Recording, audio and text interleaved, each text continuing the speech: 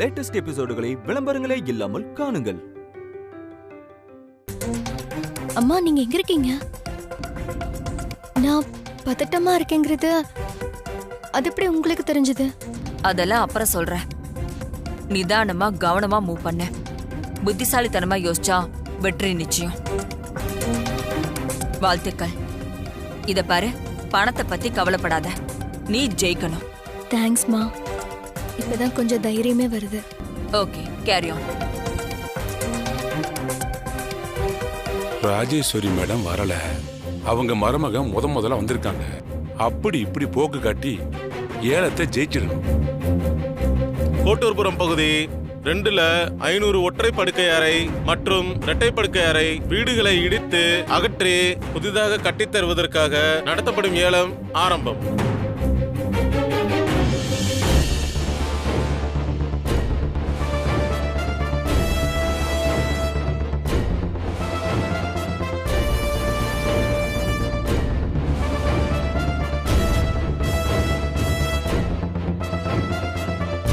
Krishnaveni madam வர்றாங்க. ராஜேஸ்வரி மேடமை விட இவங்க ரொம்ப டேஞ்சர் ஆச்சே. நான் இந்த ஏலத்தை கேட்க போறது இல்லப்பா. நானும் கலந்துக்க போறதில்ல. எதுக்கு வம்பு?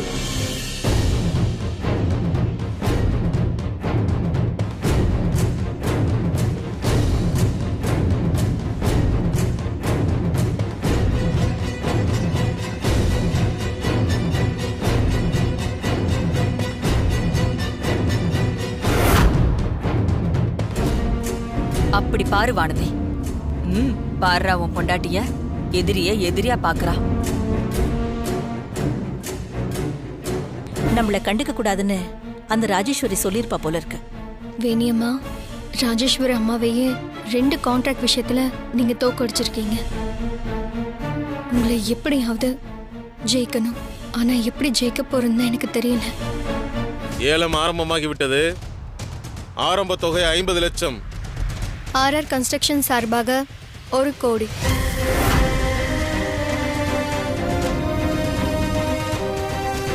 கேவி பில்டர்ஸ் சார்பாக 1.25 கோடி.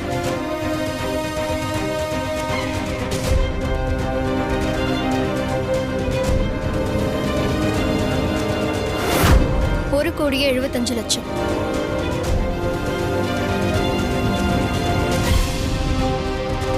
crores. 2 கோடியே 25 லட்சம்.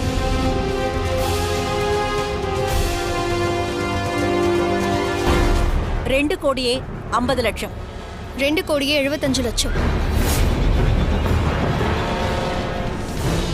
என்ன இப்படி போட்டி போட்டு கேக்குறாங்க? ரொம்ப மோசமா போயிட்டு இருக்க. 3 crores. 3 கோடியே 50 லட்சம்.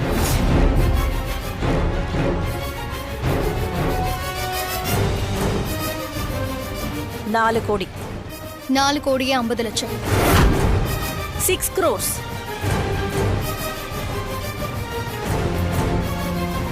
7 crores.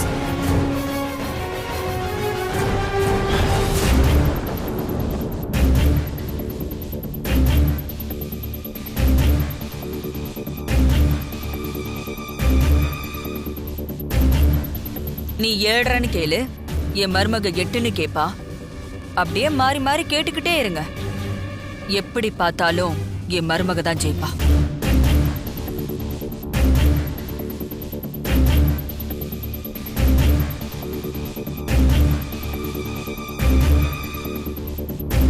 ஏன் கிருஷ்ணவேணி அமைதியா இருக்கா? ஒரேடியா 10 கோடின்னு சொல்ல போறாளோ? ஆர்ஆர் கன்ஸ்ட்ரக்ஷன்ஸ் கோரி இருக்கும் தொகை 7 crores. 7 கோடி ஒரு தரம். ஆர்ஆர் கன்ஸ்ட்ரக்ஷன்ஸ் அப்பா 7 கோடி கேட்டிருக்காங்க. வேற யாராவது கேட்கறதா இருந்தா கேளுங்க. 7 கோடி 2 தரம். வேற யாராவது கேக்குறீங்களா? ஆர்ஆர் கன்ஸ்ட்ரக்ஷன் 7 கோடி கேட்டிருக்காங்க. ஏலத்துக்கான நேரம் முடிய போகுது. வேற யாராவது கேக்குறீங்களா? 7 கோடி 3 தரம். ஏலம் முடிந்து விட்டது.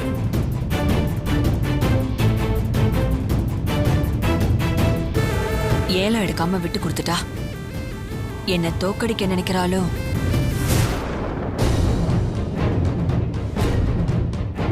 கங்க்ராட்ஸ் வானதி. ஏமா கேட்காம விட்டுட்டீங்க? நீ ஜெயிக்கணும்னு தான். உன் அத்தை புத்திசாலிதான். அதனாலதான் ஒன்னு அனுப்பி என்ன தோக்கடிச்சிருக்கா. நீங்க ஏன் எனக்கு மேல ஏலம் கேட்கல? எப்படி கேட்பேன்? உன்னோட இடத்துல உன் அத்தை ராஜேஸ்வரி இருந்திருந்தா நான் கேட்டிருப்பேன். நஷ்டமானாலும் பரவாயில்லன்னு தோக்கடிச்சிருப்பேன். ஆனா ஒன்ன என்னால எப்படி தோக்கடிக்க முடியும்? நீ என்னோட சாமி, என் குலசாமி. இருட்டுல கடந்த என் வாழ்க்கைக்கு கிடைச்ச விளக்கு நீ. இன்னும் உன்னால எனக்கு பல பாதைகள் தெரியணும். நீ என்ன வழி நடத்தணும். உன் மாமியார் மேல எனக்கு கோபம் இருக்கு, ஆனா உன் மேல கொஞ்சம் கூட இல்ல. நீ என் மேல இரக்கம் காட்டு தாயே.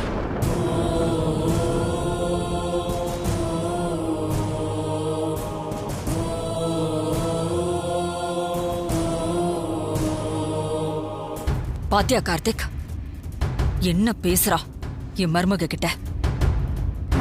ஏலத்தை விட்டு கொடுத்துட்டோன்னு பெருமை பேசுறா. கார்த்திக், நமக்கு இந்த ஏலம் வேண்டாம். நாம வித்ட்ரா பண்றோம். மறுபடியும் ஏலம் வரட்டும். நான் போறேன். நானா கிருஷ்ணவேணியான்னு பாக்குறேன்.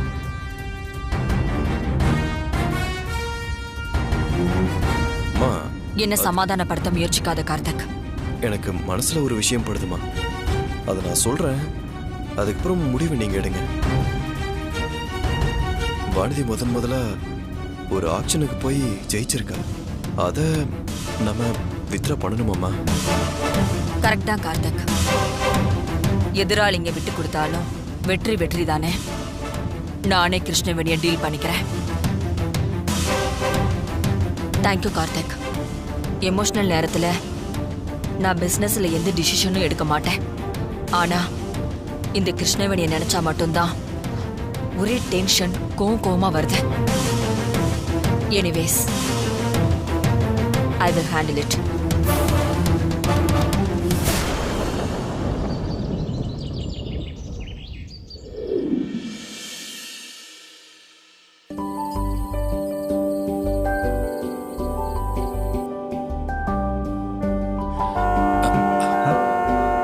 அம்மாவும் கார்த்திகை வந்துட்டாங்க. ஆமா, வா பார்க்கலாம். வா. என்னங்க அம்மா? வானதி. என்ன ராஜி, பெங்களூர் ட்ரிப்லாம் எப்படி இருந்தது? வாங்க வாமா. என்ன ஸ்வீட் பண்ணிட்டு இருக்கியா வானதி? ஆமாம்மா. நானே சொல்லணும்னு நினைச்சேன். ரொம்ப சந்தோஷமா இருக்கு வானதி. நீ முதல் முறையா ஏலத்துக்கு போய் அதுல ஜெயிச்சுட்டு வந்திருக்க. என்ன ஆசீர்வாதம் பண்ணுங்கம்மா. நல்லா இரு.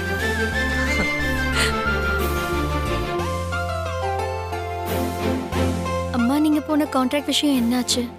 கடவுள் ஆசீர்வாதத்துல அதுவும் சக்சஸ் தான். சரிம்மா, நீங்க உட்காருங்க. நான் போய் ஸ்வீட் எடுத்துட்டு வரேன். சரி, உட்காருங்கம்மா.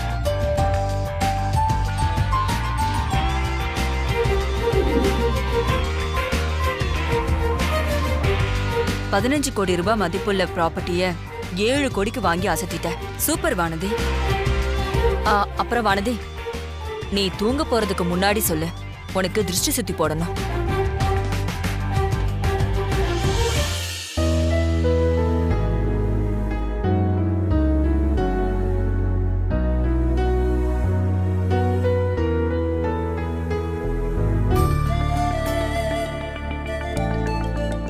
வானதி, ஏதோ கோவமா இருக்க மாதிரி தெரியுது.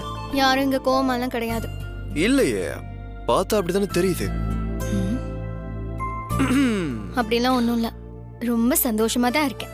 ஆனாலும் ஏதோ ஒரு வருத்தம் இருக்கு போல இருக்கே. எதுக்கு வருத்தப்படணும்? அம்மா அப்பா எல்லாருமே ஏலத்துல நான் ஜெயிச்சதுக்கு வாழ்த்து சொன்னாங்க. அப்ப கூட நீங்க கண்டுக்காம இருந்தீங்களே, அதுக்காக வருத்தப்பட்டிருப்பேன்னு நினைக்கிறீங்களா? இல்லங்க வானதி, உனக்கு பெரிய மனசுன்னு எனக்கு நல்லாவே தெரியும். ஆனா இவ்வளவு பெரிய மனசா? கொஞ்சம் கூட வருத்தம் இல்லையா?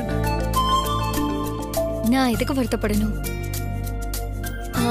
நீங்க பெங்களூர்லயோ இல்ல சென்னையிலயோ ஏதாவது ஒரு கிஃப்ட் கண்டிப்பா வாங்கிட்டு வந்திருப்பீங்கன்னு எனக்கு தெரியும். அசிங்க பொட்டிய கார்த்திக்கு. உங்க பொண்டாட்டி உங்களை புரிஞ்சு வச்சிருக்காளேன்னு நீங்க பெருமை தான் படணும். நைஸ்.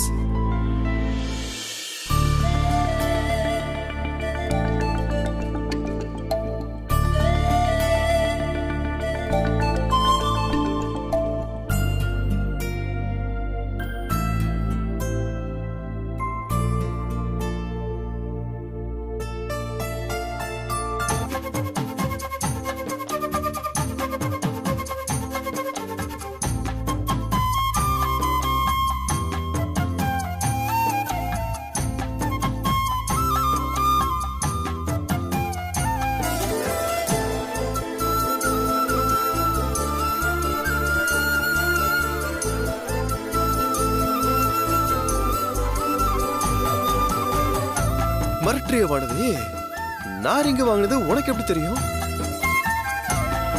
சொல்லு.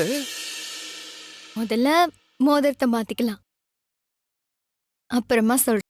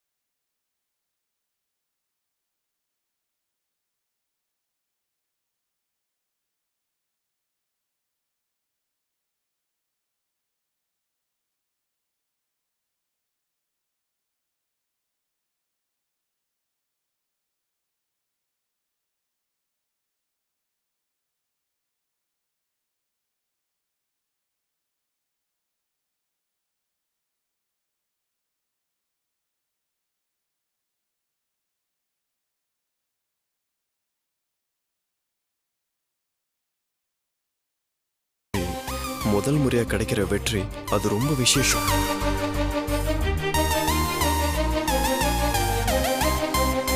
எனக்கு இந்த மோதிரம் ரொம்ப பிடிச்சிருக்குங்க. சரி சொல்லு, நான் மோதிரம் வாங்கிட்டு வந்திருக்கேன்னு உனக்கு எப்படி தெரியும்? அம்மா தான் சொன்னாங்க. அம்மாவா? ஆமா, உங்களுக்கும் இந்த மோதிரம் போட சொல்லி அம்மா தான் என்கிட்ட கொடுத்தாங்க. என்னமோ எனக்கு பெரிய மனசு அது இதுன்னு சொன்னீங்களே, அம்மாவோட இந்த மனசு யாருக்குங்க வரும்? இப்போ நோ மாமியார் சென்டிமெண்ட். திஸ் இஸ்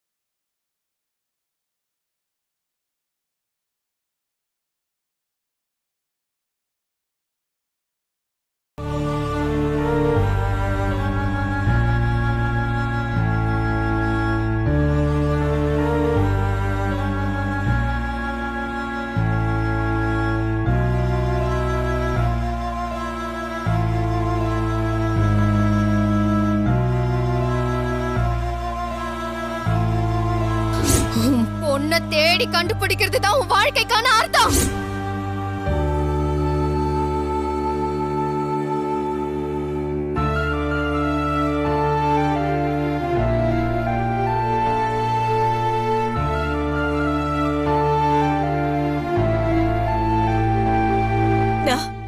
அவளை எங்க போய் தேடி கண்டுபிடிக்கிறது?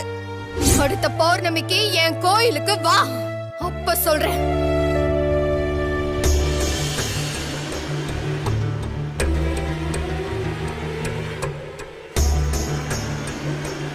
நிர்மலா, அம்மா, அடுப்புல ஏதாவது வச்சுட்டு வந்துட்டியா? கருகுன வாசனை வருது. ஐயோ, இதோ பாக்குறமா.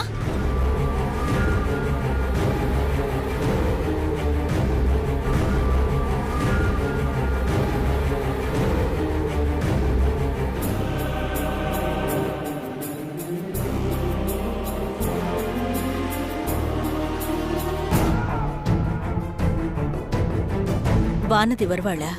ராஜேஸ்வரி போக கூடாதுன்னு சொல்லிருப்பாளோ? எதுக்கும் ஒரு வாட்டி போன் பண்ணி கேட்டு பார்க்கலாம்.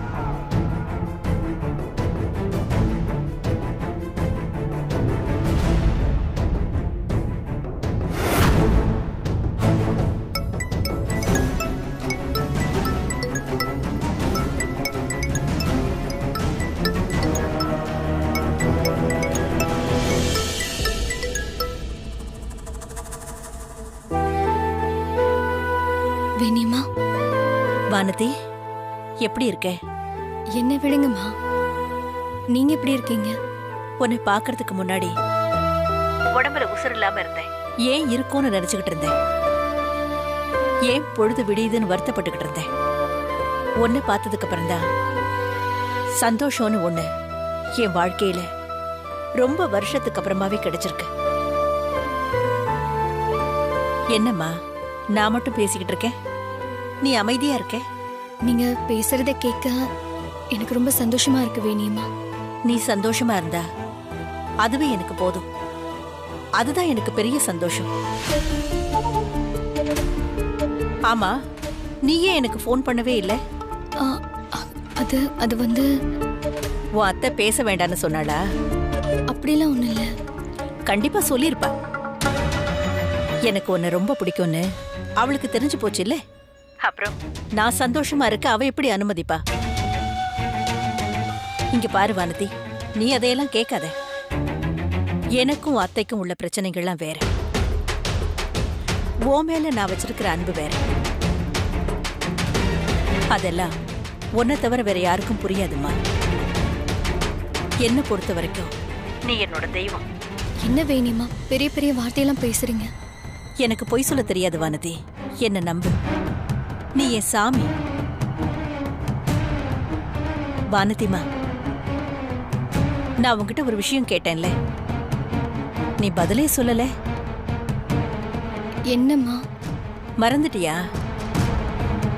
பௌர்ணமி அன்னைக்கு நீ கோவிலுக்கு வரணும், சாமியாடி எனக்கு வழிகாட்டணும். ஓ மூலமா நான் என் கடந்த கால வாழ்க்கையை கண்டுபிடிக்கணும், எதிர்காலத்தை தீர்மானிக்கணும். நீ வருவியா தாயி?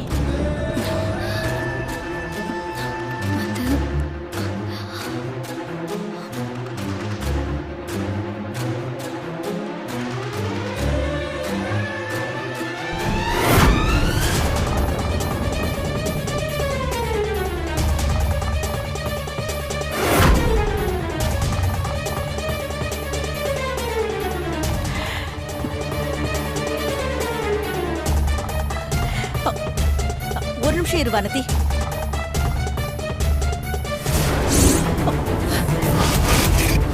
ஐயோ, நெருப்பு நெருப்பு!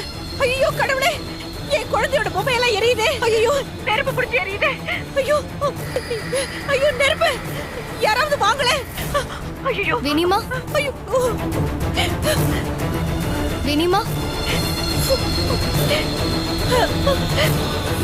கடவுளே!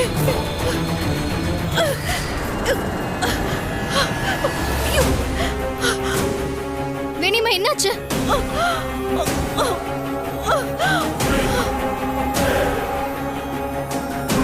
அம்மா, கேக்குதா? வேணியம்மா, என்னாச்சு?